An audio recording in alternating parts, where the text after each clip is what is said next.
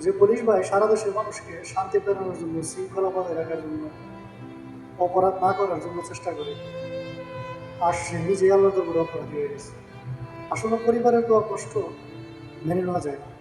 জানি না তার ভিতরে কি এমন কষ্ট ছিল যার জন্য এত বড় একটা ভুল সিদ্ধান্ত নিতে বাধ্য হয়েছে।